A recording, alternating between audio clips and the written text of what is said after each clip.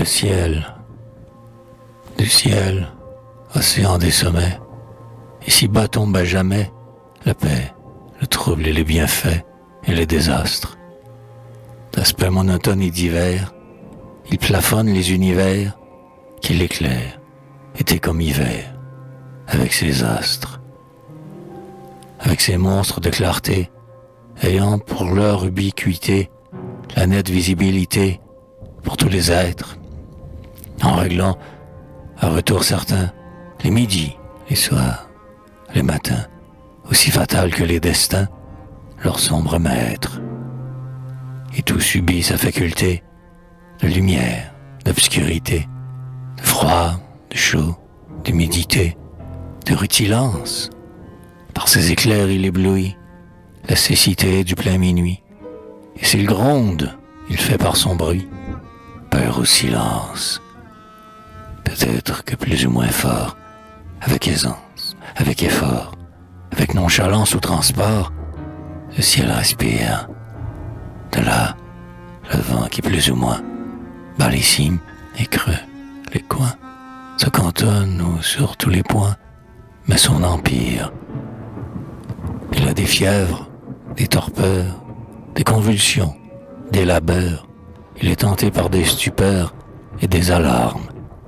Et le même jour, comme nous, le voit calme et puis en courroux, versant après des pleurs bien doux, d'horribles larmes. Selon que ces vapeurs qui sont l'écume de son bleu profond stagnent, se traînent ou s'en vont avec vitesse. Il infuse à l'immensité le songe, la solennité, le fantastique, la gaieté ou la tristesse. Au-dessus des villes, le ciel prend des tons de houille et de fiel. On dirait que cet âme mortel qui se démène lui souffle avec l'exhalaison de la rue et de la maison tout le spleen et tout le poison de l'âme humaine. Dans les gouffres de la hauteur, sans vertige, sans pesanteur, vont, magnifiques de lenteur, toute leur aise, les aigles fiers et radieux qui, s'ils n'atteignent pas les cieux, du moins regardent à pleins yeux l'astre de braise. Il faudrait à nos yeux béants le regard pour les ciels géants, des Saharas, des océans et des montagnes. Mais on peut suivre et détailler le cours du ciel particulier qui plane intime et familier sur les campagnes.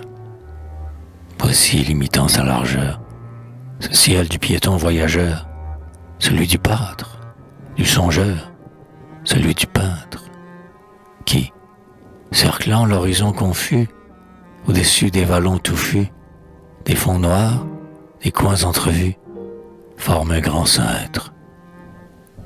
L'été, c'est son temps d'arborer, de grands brouillards qu'on voit terrer, tout charbonneux, se déchirer, puis se recoudre. Alors à la senteur de l'air, à sa lourdeur, on a le flair de l'imminence de l'éclair et de la foudre. Le ciel bout, fermente, il devient quinteux, malade pour un rien, pour une averse qu'il retient ou qu'il égoutte. Implacable durant le jour, il cuit l'espace dans un four, dans l'horizon fait le contour, et lui la voûte. L'azur aveuglant s'amortit, le soleil petit à petit s'empourpre, coule, s'aplatit et se dilate. Où l'astre avait enflamboyé, flotte une île de son cahier. Ça et là, le ciel est noyé d'ombre écarlate. Quelquefois le soleil s'éteint d'un air furtif et clandestin sur un fond à peine distinct, plus que livide, si bien que tous les firmaments est rendu vague en un moment, vague indéfinissablement, comme le vide. De même que de certains yeux glisse un regard mystérieux, souvent se détache des cieux d'un feu stellaire, qui, continuant à flamber, file par les airs sans tomber, et qui trouve à se dérober dans la nuit claire. Le ciel, dès que le vent se plaint, paraît gris de fer, gris de lin. Puis l'automne marche en déclin, puis il se bombe. d'un non ravineux pays, des aspects chagrins, ébahis, fantomatiques, recueillis, comme la tombe. La terre en son affreux sommeil perd son décor jaune et vermeil sous le blême adieu du soleil qui la déserte. Et toujours plus arqué, plus bas, écrasant l'air plein de frimas, le ciel croupit, vitreux amas de brume inerte. Le deuil en sointe, et puis l'effroi, c'est la neige, un je ne sais quoi, de voltigeant, de blanc, de froid, de mortuaire. Le sol s'en recouvre, et le soir, quand la voûte est sombre, on croit voir le face-à-face d'un drap noir et d'un suaire. Parfois, lorsque le vent du nord siffle sec, aigu, froid et fort, se montre une azur presque mort, un bleu qui râle, plaqué de nuages laineux, tour à tour clair, fuligineux et semblant charrier en eux le soleil pâle. Enfin a lieu l'achèvement du végétal pourrissement. L'arbre guérit tout doucement de son massacre. Déjà le ciel remonte, il est d'un bleu fumeux, louche, incomplet, cendreux, perlé, couleur de lait, d'ambre et de nacre. Mais sitôt que l'herbe a grandi, que le poisson désengourdi nage à fleur du remous tiédi, le ciel s'étale et resplendit tranquille et pur. De temps en temps, par son azur, où le soleil tout à fait sûr se réinstalle. Des nuages, grands, rabougris, roux et mauves, rosâtres, gris, cuivrés, d'émail, de vert de gris, d'or et d'hermine, vont un à un se groupant de ce terrain glisseur et rampant, de l'eau, du spectre, du serpent, de la vermine. Alors, durant ces mois bénis, des marguerites et des nids, le ciel offre des infinis de paysages, une lente procession de toute la création, puis l'informe vision jusqu'au visage. Au souffle amoureux du vent, la fin du jour vient en rêvant.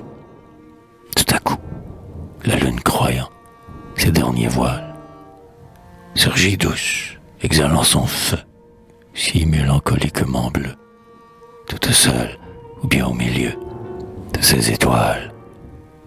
Le rossignol chante l'éclat et la langueur de ces nuits-là, où de la nuit au calme plat, comme ardoisé, coule un mélange de reflets, vaguement vert et violet, d'haleine, de frissons follets et de rosée.